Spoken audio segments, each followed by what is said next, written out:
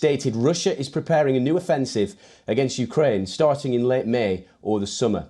But Kyiv has a clear battlefield plan of its own. Speaking a day after the second anniversary of Russia's invasion, the Ukrainian president said it was vital for Kyiv and its Western allies to remain united. He reiterated that Ukraine's victory depends on continued Western support. Zelensky told reporters, "We will prepare for their assault. Their assault that began on October 8th has not brought any results. I believe, for our part, we will prepare our plan and follow it." He said 31,000 Ukrainian soldiers had been killed since February 2022, giving the first official toll in more than a year. The Russian Foreign Ministry rejected the Ukraine figure as untrue.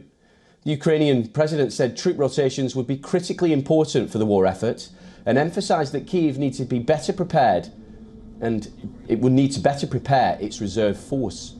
2 years into the war, Moscow's troops bear down along the sprawling 960-kilometre front line in Ukraine's east and south. From shortages of artillery shells and the need for longer-range missiles to a lack of fresh troops, problems are piling up for Ukraine. Zelensky said he was confident the US Congress would approve a major new batch of military and financial assistance and that Ukraine needed that decision within a month.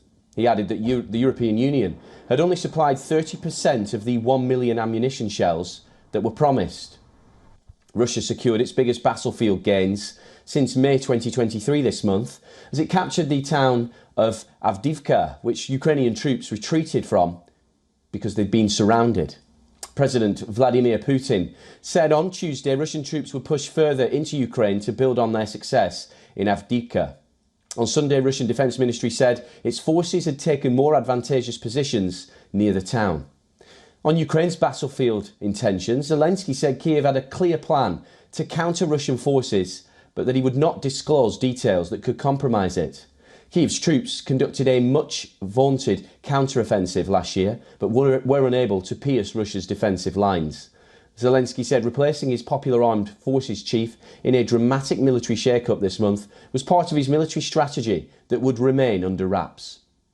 The Ukrainian leader said earlier that Kyiv's plans for last year's counter-offensive had ended up on a desk in the Kremlin before the operation had even begun, but he didn't say how.